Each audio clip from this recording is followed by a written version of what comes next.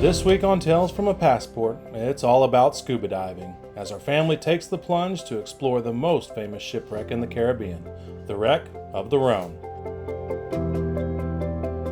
Also, who says dating has to be dinner and a movie? This week, Susan and I get away together and enjoy an underwater date as we explore the Ginger Steps and Thumb Rock.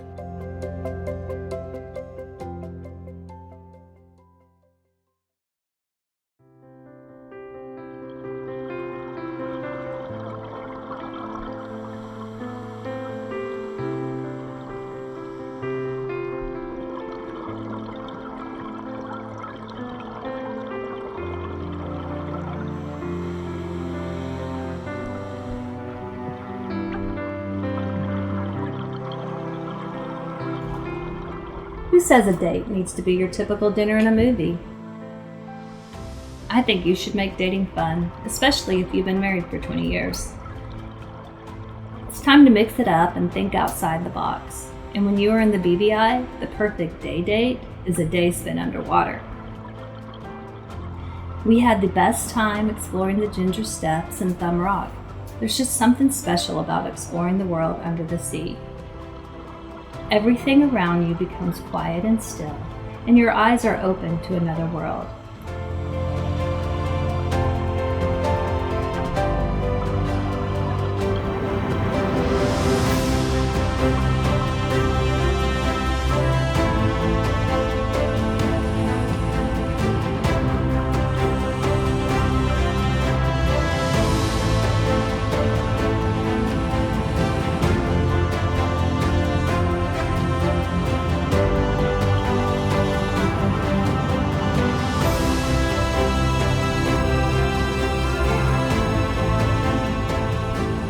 The beauty of the marine life is breathtaking. Fish in every color imaginable, coral of a vibrant array, and the sea fans that gently sway with the current.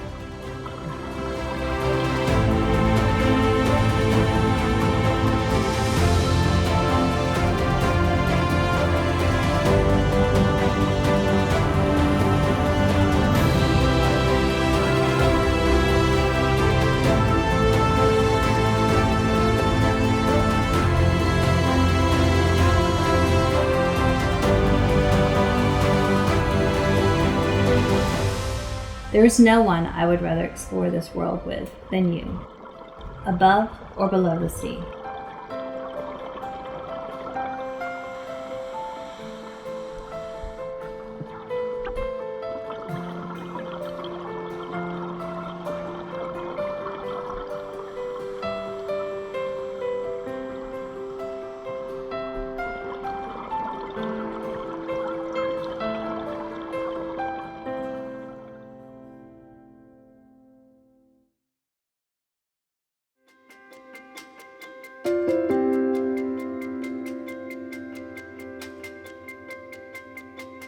Today, we're taking the boys schooling underwater as we dive down deep and get a first-hand history lesson on one of the most popular sunken ships in the Caribbean. What was once a beautiful and reliable cargo ship, the Rhone, now sits on the bottom of the ocean, and its final resting place has become home to an abundance of marine life, as well as a major attraction for divers that visit the area. This is the story of the Rhone's final day at sea. On October 19, 1867, Rhone drew alongside RMS Conway, a great harbor in Peter Island, for bunkering. The original cooling station they needed had been moved from St. Thomas due to an outbreak of yellow fever.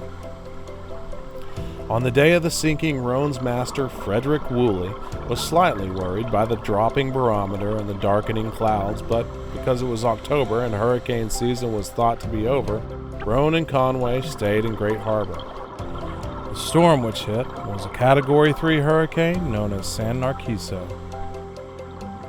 The first half of the storm passed without much event or damage, but the ferocity of the storm worried the captains of Conway and Rhone. Their anchors had drugged, and they worried that when the storm came back after the eye of the storm had passed over, they would be driven directly to the shore of Peter Island. They decided to transfer the passengers from Conway to the unsinkable Rhone. Conway was then to head for Rhode Harbor, and Rhone would make for open sea. However, the Rhone struggled to get free as her anchor was caught fast. It was ordered to be cut loose and lies in Great Harbor to this day with its chain wrapped around the same coral head that had trapped it a century and a half ago. Captain Woolley decided it would be best to try to escape to the shelter of open sea by the easiest route between Black Rock Point of Salt Island and Deep Chest Island. Just as Rhone was passing Black Rock Point, less than 250 yards from safety, the second half of the hurricane came around from the south. The wind shifted to the opposite direction and Rhone was thrown directly into Black Rock Point.